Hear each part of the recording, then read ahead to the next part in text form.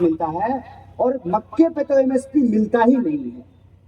रास्ते में जब हम लोग आ रहे थे आपके बीच कूड़ा पहुंचने के लिए, दोनों सड़क के दोनों किनारे मखाने की खेती लगी हुई थी।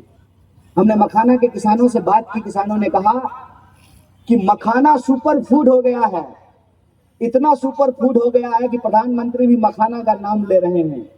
लेकिन मखाना की खेती करने वाले किसानों की हालत यह है कि उनकी गरीबी नहीं दूर हो रही है, बिचौलिया अमीर हो जा रहे हैं, मखाना अमेरिका पहुंच जा रहा है, लेकिन हमारे खाते में जो सही दाम नहीं मिल रहा है। विद्यार्थियों से हमने बात की। रास्ते में विद्यार्थी ने कहा कि डोमिसाइल के चलते बिहार में डोमिसाइल नीति लागू नहीं है। मतलब यह है कि बिहार का इंसान बिहार में रह करके उसको बिहारी होने का कोई फायदा नहीं मिलेगा और बिहारी होने के चलते पूरे देश में उसको गाली मिलेगी। तो हमारी हालत यह है, डोमिसाइल नीति नहीं होने के चलते ना हम घर के हैं ना घाट के हैं। उसी तरह से एक नौजवान अभी चल करके यहाँ आया और कहा कि सुनिए, हम लोग वक्फ बिल के खिलाफ हैं। हम कहते हैं कि आप चाहे किसान हो और मखाने की खेती करते हैं, आप चाहे किसान हो मक्के की खेती करते हैं, आप किसान हो गेहूं और धान की खेती करते हैं, आप दुकानदार हैं, सब्जी बेचते हैं, किराने की दुकान लगाते हैं, आप खेतों में मजदूरी करते हैं, आप फैक्ट्री में काम करते हैं, आप दूसरे क्षेत्र में जाकर के काम करते हैं, आप विद्यार्थी हैं, आप पढ़ते हैं, आप नौजवान हैं, आप महिला हैं, आपको सुरक्षा की यदि कमी होती है, आप अगर किसी भी समस्या से जूझ रहे हैं, हम सिर्फ एक वादा आपसे करने के लिए आए हैं। राहुल जी जब कन्याकुमारी से कश्मीर तक चल रहे थे तो एक बात बार बार कह रहे थे, डरो मत, यह देश किसी के बाप का नहीं है, यह देश जितना उनका है उतना हमारा भी है। किसी को भी डरने की जरूरत नहीं है। इस देश को आजादी किसी ने माफी मांग करके नहीं दिलवाई है। भगत सिंह ने हंसते हंसते फांसी के फंदे को चूमा है, गांधी ने सीने पे गोली खाई है, नेहरू जो है 15 साल जेल में बंद रहे हैं, सुभाष चंद्र बोस ने अपनी फौज बनाई है, उससे देश को आजादी मिली है। माफी मांगने से देश को आजादी नहीं मिली है। यह देश जितना उनका है उतना ही हमारा है। इसीलिए राहुल जी कहते हैं कि डरो मत, अपने न्याय और हक के लिए लड़ो। और इस देश को नफरत से नहीं चलाया जा सकता है, इस देश को मोहब्बत से चलाया जा सकता है। यह देश बना है तो यह देश बना है राम प्रसाद बिस्मिल और अशफाक उल्लाह खान की शहादत से मिला है। यह हमारी साझी शहादत है, यह हमारी साझी विरासत है। वही मोहब्बत की बात लेकर के जब हम बिहार में चल रहे हैं तो हम सिर्फ आपसे एक बात कहना चाहते हैं। गांधी जब चंपारण में आए थे तो उनका नाम मोहनदास था। चंपारण के किसान जो आंदोलन कर रहे थे, ब्रिटिश हुकूमत से टकरा रहे थे, उनके आंखों में आंख डाल करके सवाल कर रहे थे, उनकी ईंट से ईंट बजा रहे थे, कहते थे कि ये खेत हमारा है, हम तय करेंगे इस खेत पे हम क्या उगाना चाहते हैं, इस पे हम कौन सी खेती करना चाहते हैं। गांधी उस आंदोलन में शामिल होते हैं, चंपारण विद्रोह का हिस्सा बनते हैं। 200 साल की अंग्रेजों की गुलामी समाप्त होती है, 1947 में देश आजाद होता है और हम तराना गाते हैं, सारे जहां से अच्छा हिंदुस्तान हमारा। मजहब नहीं सिखाता आपस में बैर रखना, सारे जहां से अच्छा हिंदुस्तान हमारा।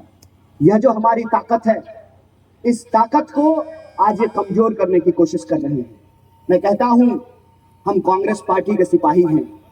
कांग्रेस पार्टी के बिहाफ पे आपके बीच में खड़ा होकर के कहते हैं, लात मारते हैं इसी कुर्सी को, जो इंसान को इंसान से लड़ा करके मिलती हो, ऐसी कुर्सी हमको नहीं चाहिए। हम वो कांग्रेस पार्टी बनाने के लिए आपके बीच में आए हैं कि जो आजादी हमने दिलाई थी उस आजादी को हम बचाना चाहते हैं। अगर आप प्रभावित हैं, अगर आपको सरकार की नीतियों से कोई दिक्कत है, आपको लगता है कि आपका मालिक आपको मजदूरी नहीं देता है, किसान को लगता है कि उसको उसके फसल का दाम नहीं मिलता है, महिलाओं को लगता है कि उनको बराबर का आत्मसम्मान नहीं मिलता है, नौजवानों को लगता है कि उनको रोजगार नहीं मिलता है, विद्यार्थियों को लगता है कि उनको पढ़ाई नहीं मिलती है, तो आइए, कांग्रेस पार्टी आपकी पार्टी है, कदम से कदम मिला करके चलिए। इस सरकार की हम ईंट से ईंट बजाने के लिए तैयार हैं। नीतीश जी कहते थे, नीतीश सबके हैं, झूठ बोलते हैं, आप सबके नहीं हैं, आप शाह के हैं, आप तानाशाह के हैं। और आपकी हकीकत आज सामने आ गई है, आपकी हकीकत सामने आ गई है कि एक सरकार जो नोटिस निकालती है कि मुसलमान इस देश में अपनी छत पर नमाज नहीं पढ़ सकता है। ध्यान दीजिएगा जरा इस बात को।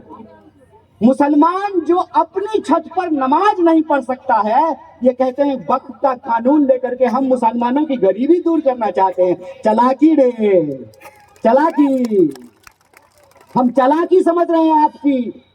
आप इस देश के लोगों को लड़ा करके, मंदिर जाने वाले और मस्जिद जाने वाले लोगों को लड़ा करके, टीका लगाने वाले और टोपी लगाने वाले लोगों को लड़ा करके, वक्फ बिल के नाम पे समाज में नफरत फैला करके आप वक्फ की जमीन को लेकर के अंबानी और अदानी को देना चाहते हैं। हम आपकी इस साजिश को समझ रहे हैं। इसीलिए हम कहते हैं, अगर सरकार कोई न्यायपूर्ण फैसला लेगी तो हम जिम्मेदार विपक्ष की तरह उसका साथ देंगे। लेकिन सरकार अगर सत्ता के अहंकार में लोगों के उनके बुनियादी हकूक को छीनेगी, संविधान पर हमला करेगी, तो सरकार को उंगली दिखा करके कहते हैं, सरकार हमारा इतिहास माफी मांगने का इतिहास नहीं है, जेल जाने का इतिहास है। तो याद रखना, तुम्हारी जितनी भी जेल है, जितनी जगह है, हम देखने को तैयार हैं, लेकिन हम संविधान पर एक भी हमला बर्दाश्त नहीं करेंगे। इसीलिए आज हम आपसे कहने के लिए आए हैं कि मुझे कोई झूठा वादा नहीं करना है, मुझे कोई झूठ और नफरत की सियासत नहीं करनी है। मैं आपसे सिर्फ ये कहने के लिए आया हूं कि ये पलायन रोको नौकरी दो यात्रा किसी को एमएलए बनाने का यात्रा नहीं है, किसी को एमपी बनाने का यात्रा नहीं है, किसी को मुख्यमंत्री या प्रधानमंत्री बनाने का यात्रा नहीं है। ये इस बात का यात्रा है कि एमएलए का बच्चा एमएलए होना चाहता है, डीएम का बच्चा डीएम होना चाहता है, सीएम का बच्चा सीएम होना चाहता है, डॉक्टर का बच्चा डॉक्टर होना चाहता है। मैं पूछना चाहता हूं कि सीएम भी अनाज खाता है, पीएम भी मशरूम खाता है, जैसा का बाप भी रोटी खाता है, चावल खाता है, सब्जी खाता है, अदानी भी खाना खाता है, अंबानी भी खाना खाता है, तो उनके लिए अनाज पैदा करने वाले किसान का बच्चा किसान क्यों नहीं होना चाहता है? यह सवाल हम उनसे पूछना चाहते हैं। क्या यह देश 2-4 लोगों का देश है? या देश, इस देश में रहने वाले 140 करोड़ लोगों का देश है? उसी तरह से अगर देश 140 करोड़ लोगों का देश है, तो बिहार भी बिहार के अंदर रहने वाले 14 करोड़ लोगों का देश है। एक सवाल हमको बताइए सोच करके कि हम बिहार के लोग हैं, कश्मीर से लेकर के कन्याकुमारी तक हम सड़कें बनाते हैं, फैक्ट्रियां चलाते हैं। उस शहर में, जिस शहर में आप जाएं, वहां का डीएम भी बिहारी है और वहां का रेडी पटरी का ठेला लगाने वाला भी बिहारी है। हमारे अंदर अगर इतनी काबिलियत है, हमारे अंदर इतनी शक्ति है, तो हमारा एक सवाल है कि जिस मिट्टी पे हम पैदा हुए हैं, जो हमारी जन्मभूमि है, वो हमारी कर्म भूमि क्यों नहीं बनती है? यह सवाल हम आप लोगों से पूछना चाहते हैं। क्या नहीं है हमारे पास? हमारे पास विश्वविद्यालय थे, हमारे पास अस्पताल था, हमारे पास खान खदान, खेत खलिहान, हर चीज हमारे पास होने के बाद भी अपने लोगों को अपना घर बार छोड़ करके बाहर क्यों काम करने के लिए जाना पड़ता है?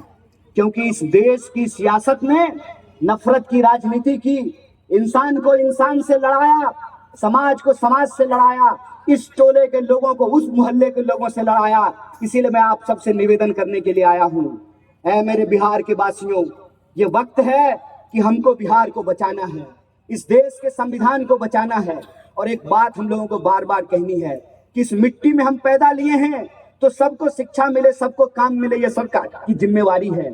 सरकार अगर कहती है कि हमारे पास पैसा नहीं है, तो मैं सरकार से पूछना चाहता हूं कि मुख्यमंत्री जी को पेंशन मिलेगा, एमएलए साहब को पेंशन मिलेगा, मंत्री जी के लिए बंगला बनेगा, एमपी जी के लिए बंगला बनेगा, तो गरीब लोगों के लिए स्कूल और अस्पताल क्यों नहीं बनेगा, सड़कें क्यों नहीं बनेगी? यह सवाल मैं उनसे पूछना चाहता हूँ। बात नीति और नियत की है, और उस नीति और नियत से हमने यही सीखा है कि इस देश से अगर आप प्रेम करेंगे तो लोगों की जो समस्या है उसका समाधान आप ढूंढ करके निकालेंगे। समस्या का समाधान जब सरकार नहीं दे पाती है, तभी इंसान को आपस में लड़ाया जाता है। इसीलिए हम कहते हैं, मगही में बना एक मशहूर कवि हुए, वो कहते थे मथुरा प्रसाद नवीन कि जुल्मी बढ़ला तहू बढ़ जा, जुल्मी बढ़ा है आप भी बढ़ जाओ, जुल्मी बढ़ला तहू बढ़ जा, दुश्मन के छाती पर चढ़ जा, दुश्मन की छाती पर चढ़ जाइए। कहते हैं ना 56 इंच का छाती है, जरा देखते हैं नाप पर करके कि कितने इंच का छाती है। जुल्मी बढ़लो तहू बढ़ जा, दुश्मन के छाती पर चढ़ जा, भूख से तरफ के मरवा काहे, मरने हो तो लड़के मर जा, भूख से तरफ करके क्यों मरना है? मरेंगे तो संघर्ष करके मरेंगे, अपने हक और अधिकार को लेकर के मरेंगे। हम आपसे यही अपील करने के लिए आए हैं। यह यात्रा संघर्ष का मंच है, संघर्ष का मंच है अपने हक और अधिकार के लिए, अपने न्याय के लिए, अपने देश के लिए, अपनी आजादी के लिए, अपने आईन के लिए, अपने संविधान के लिए, उसकी रक्षा के लिए आपने जो आशीर्वाद और समर्थन हमको कटिहार में दिया है, पूरे उत्साह के साथ यह यात्रा आगे जाएगी। और सरकार से हम ये सवाल पूछेंगे कि आपके बच्चों को अगर रोजगार मिल सकता है, एमएलए का बच्चा अगर एमएलए बन सकता है, तो किसान और मजदूर के बच्चों को भी रोजगार देना पड़ेगा, नौकरी देनी पड़ेगी, शिक्षा देना पड़ेगा, सड़कें देनी पड़ेगी, बिजली और पानी देना पड़ेगा। और इसीलिए पलायन रोको नौकरी दो का एक नारा है, सबको शिक्षा सबको काम, हिंदू हो या मुसलमान सबको मिले बराबर का आत्मसम्मान। और गांधी का वो विचार लेकर के हम लोग चल रहे हैं, रघुपति राघव राजा राम, पतित पावन सीताराम, ईश्वर अल्लाह तेरो नाम, सबको सन्मति दे भगवान। सबकी सन्मति के लिए हम निकले हैं और बड़े बुजुर्गों के आशीर्वाद से, नौजवानों के समर्थन से यह यात्रा कदम कदम आगे बढ़ रही है। और पटना में हम सरकार से सवाल पूछेंगे और हमारा सवाल बिल्कुल सीधा है कि साहब, आप कहते हैं कि डबल इंजन की सरकार है, डबल इंजन तो है, पेट्रोल ज्यादा खा रहा है और एवरेज बहुत कम दे रहा है। 20 साल से आपकी सरकार है, हमको बता दीजिए आप कितने लोगों को ग्रेजुएट बनाए हैं, कितना नया अस्पताल बनाए हैं, कितनी नई यूनिवर्सिटी खोले हैं। ये सवाल हम आपसे पूछना चाहते हैं।